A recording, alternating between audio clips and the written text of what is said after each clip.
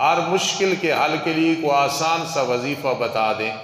حرمت مصاہرہ کی تفسیر سمجھ نہیں آتی، حافظ نبیل گلہ چک سمجھا دیں۔ بھائی استاد جی کئی لوگ مولانا فضل الرحمان صاحب کو بہت زیادہ گالیاں دیتے ہیں اور کہتے ہیں سب مولوی ایسے ہی ہوتے ہیں تو دل پریشان ہوتا ہے، تو ہمیں کیا کرنا چاہیے؟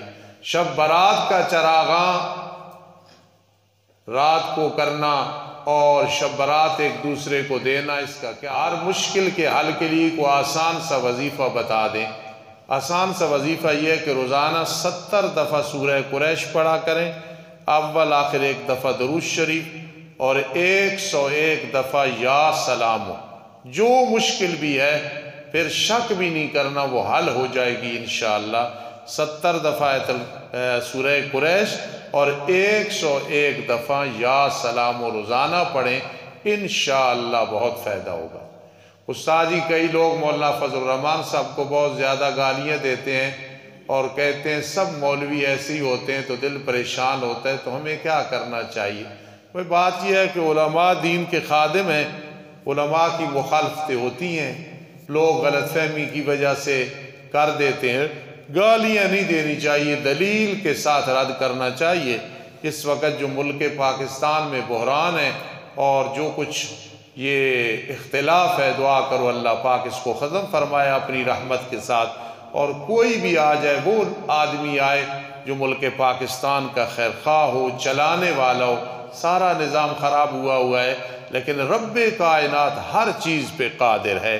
اللہ پاک تمام سیاسیوں کو بشمول مولانا فضل الرحمان صاحب کے اتنی طاقت دے، اتنی ہمت عطا فرمائے کہ یہ کمزور، بیمار اور محسود جو ہے ملک کی حفاظت کر سکیں اللہ کی توفیق کے ساتھ، آمین ثم آمین۔ شب برات کا چراغاں رات کو کرنا اور شب برات ایک دوسرے کو دینا، اس کا کیا حکم ہے؟ صحیح بات سننا۔ یہ جو کچھ آتش بازی ہوتی ہے، چاہے میرے مقتدی میرے شاگرد بھی وہ چیزیں بیچیں، سخت گناہ ہے، وہ کمائی حلال نہیں ہے، اس سے پرہیز کیا کرو۔ اتنا کہنا میرا فرض ہے، آگے اپنی مرضی، کل قیامت کے دن اللہ کو جواب دینا ہے۔ اور شب برات کا یہ وجود کہ دینا لینا، آ رہی شب رات عید کی طرح جا رہی ہے، یہ کوئی نہیں، اس کا کوئی ثبوت نہیں ہے۔ اور مسجدوں میں یہ جھنڈیاں لگانا، بتیاں لگانا، 17 روایات آتی ہیں، سب ضعیف ہیں۔ دیوبندی ہو، بریلوی ہو، اہل حدیث ہو، حیاتی ہو، اشاعتی ہو، شہری دیہاتی، جو مولوی بھی یہ بیان کرے یہ ضعیف روایات ہیں۔ اگر ہوتی تو جس طرح ہم 27ویں پہ پروگرام کرتے ہیں نا، شب برات پہ بھی پروگرام ہوتا اور یہاں بھائی اسلم کوٹلی متولیہ سے بیٹھا ہوتا، آپ لوگ بیٹھے ہوتے۔ اس کا کوئی ثبوت نہیں۔ زیادہ سے زیادہ علیحدہ عبادت کرنا 14ویں جس دن تاریخ ہو، اور دوسرے دن نفلی روزہ، چونکہ ویسے بھی 13، 14، 15 کا رکھنے ہر مہینے میں، بس اتنی بات ہے۔ یہ کھیریں، یہ حلوے اور یہ آتش بازیاں کرنا اور یہ مسجدوں میں چراغاں کرنا، کوئی بھی کرے اس کا کوئی ثبوت نہیں ہے۔ 17 روایات پیش کی جاتی ہیں لیکن وہ روایات صحیح نہیں ہیں، اگر ہوتی ہم ضرور کرتے۔ اور شب برات کے جو فضائل بیان کی جاتے ہیں یہ تعریف ہے، اصل میں یہ فضائل ہیں لیلۃ القدر کے، تو لیلۃ القدر کے فضائل ادھر بیان کی جاتے ہیں، پھر کہا جاتا ہے نہیں جی یہ اجمال ہے، وہ تفصیل ہے۔ مجھے بھی 40 سال ہو گئے دین پڑھاتے ہوئے، 8 سال پڑھا تھا، الحمدللہ چھوٹا سا مولوی ہوں۔ یہ کوئی چیز نہیں ہے، آپ ایک بہت بڑے ادارے سے تعلق رکھتے ہیں، چاہے ہم چھوٹے ہیں، آپ چھوٹے ہیں، لیکن مضبوط چیز کو مانا کریں اور لوگوں کو بتایا کریں۔ اللہ توفیق نصیب فرمائے۔ حرمت مصاہرہ کی تفسیر سمجھ نہیں آتی، حافظ نبیل گلہ چک سمجھا دیں۔ بھائی پہلے میں نے ایک دن بتایا تھا، چلو آج مجبوراً میں بتانے لگوں، مسئلہ پوچھا گیا، پھر ساتھی ناراض ہوتے ہیں۔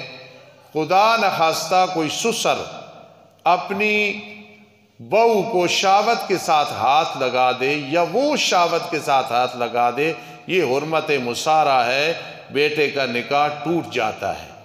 خدا نخواستہ داماد اپنی ساس کو شاوت کے ساتھ ہاتھ لگا دے، اس کا نکاح ٹوٹ جاتا ہے، یا شاوت کے ساتھ ساس ہاتھ لگا دے۔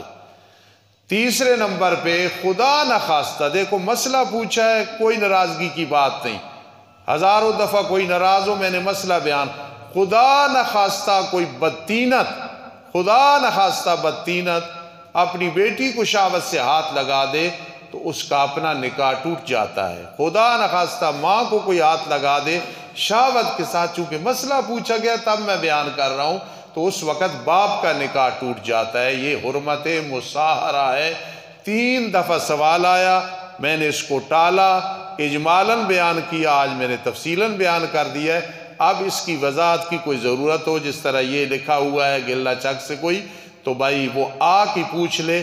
میں نے ایک دفعہ اپنا فرض ادا کیا ہے، اور علماء الحمدللہ کرتے ہیں، اللہ توفیق نصیب۔ حرمت مصاہرہ اس کو کہتے ہیں کہ نکاح ٹوٹ جاتا ہے۔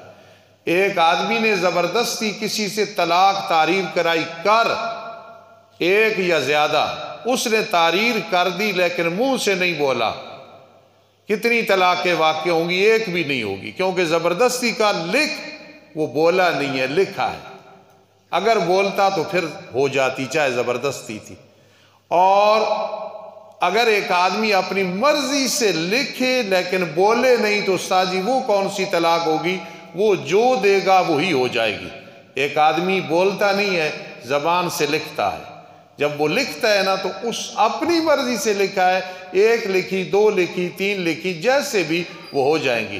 زبردستی لکھائی ہے اور اگلا بولا نہیں، صرف لکھ دی ہے، اب وہ بچ گیا ہے، اللہ توفیق نصیب فرمائے۔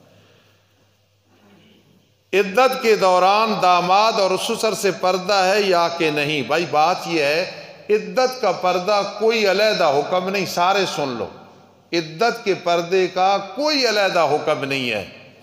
داماد سے پہلے بھی پردہ نہیں، بعد میں بھی نہیں ہے۔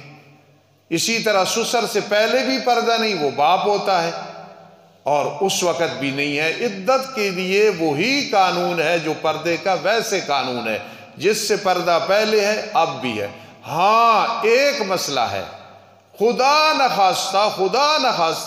نخواستہ سسر سے یا اور ایسے رشتہ دار سے کوئی فتنے کا خطرہ ہو، کوئی وہ انسان نہ ہو، درندہ ہو، تو پھر اس سے دور رہنا اس لحاظ سے ضروری ہے، لیکن وہ عدت میں نہیں ہے، ویسے بھی ضروری ہے۔ اللہ رب العزت دین سمجھنے سمجھانے کی توفیق دے۔ یہ جو کچھ بیان کرتے ہیں اللہ کی رضا کے لیے کرتے ہیں۔ کل قبر میں جانا ہے، ایک واقعہ سن لو تمام نوجوان۔ ایک میرے وہ سمجھو کہ میں انہیں مرشد بھی کہتا ہوں، بزرگ بھی کہتا ہوں، جوتیاں سیدھی کرتا ہوں، انہوں نے ایک بات مجھے سنائی کہ ایک عام آدمی میرے پاس آیا کہ جنت میں جانے کو جی چاہتا ہے، کچھ عمل بتائیں، آپ کے تو بڑے بڑے شاگرد ہیں، آپ تو جنت میں جائیں گے۔ تو وہ کہنے لگے، میں رونے لگا، شاگرد بھی نہیں لے کے جائیں گے، کتابیں بھی نہیں لے کے جائیں گے، اللہ کی رحمت لے کے۔ اس نے کہا نہیں مجھے کوئی عمل بتاؤ۔ انہوں نے کہا یار پھر 200 نفر روزانہ 24 گھنٹے میں پڑھا کر۔ وہ چلا گیا۔ کہتے ہیں میں نے ایک دن خواب میں دیکھا کہ جنت سامنے ہے اور حکم ہو رہا ہے کہ اس کو جنت میں لے جاؤ۔ ان بزرگوں نے مجھے سنایا، میں آپ کو سنا رہا ہوں، اور ان میں الفیہ طور پہ کہہ سکتا ہوں کہ وہ جھوٹے نہیں سچے آدمی، کہ جنت میں لے جاؤ۔ کہتے ہیں ہم اور کچھ لوگ ہیں، جب جانے لگے تو آگے گیٹ بند ہے، جبرائیل امین آئے اور انہوں نے گیٹ کھولا اور ہم جنت میں گئے۔ تو کہتے ہیں جب میں جنت میں گیا خواب میں ویسے نہیں، وہ تو قیامت کے دن جان، کہتے ہیں جب میں گیا نا تو آگے وہ آدمی میں نے دیکھا اندر پھر رہا ہے جس نے مجھ سے نفلی عبادت پوچھی تھی۔ تو میں نے اس کو کہا کہ گیٹ تو ابھی کھلا ہے، تو کیسے پہنچ گیا ہے؟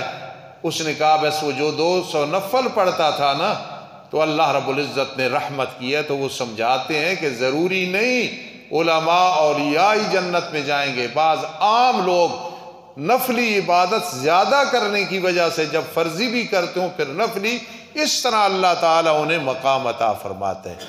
تو رمضان المبارک آ رہا ہے، عطا الرحمان صاحب آپ کو انشاءاللہ قرآن مجید سنائیں گے، میں فقیر روزانہ درس سناؤں گا، نفلی عبادت 20 تراویح کے لیے تیار ہوں، رب کائنات فضل فرمائے۔ اگلا جمعہ میرا انشاءاللہ گجرانوالے میں ہے، اور یہاں ایک ہمارے بزرگ استاذوں کی جگہ، استاذ تو نہیں استاذوں کی جگہ، قاضی شمس الدین علیہ رحمت کی بھی شاگرد ہیں، مولانا غلام اللہ خان رحمہ اللہ کی بھی شاگرد ہیں، اور سید عنایت اللہ شاہ بخاری کے مرید ہیں رحمہ اللہ کے مولانا شیر محمد عثمانی، میں نے برکت کے لیے اپنی جو ہے ایک اعزاز سمجھا ہے تو ان کو دعوت دی، اگلا جمعہ وہ یہاں پڑھائیں گے انشاءاللہ، تمام ساتھی تشریف لانا۔ اور جو ہر ماہ کے بعد دوسرے ماہ میں کوئی نہ کوئی استاذ آتا ہے، قاری صاحب کا شاگرد، اس کا سلسلہ اس سال پورا ہو گیا، اگلے سال انشاءاللہ اس دفعہ 8-9 نے بیان کیا، اگلے دفعہ انشاءاللہ پورے سال میں 10 آپ کے مدرسے کے پڑھے ہوئے پرانے خطیب انشاءاللہ آئیں گے۔ الحمدللہ رب العالمین۔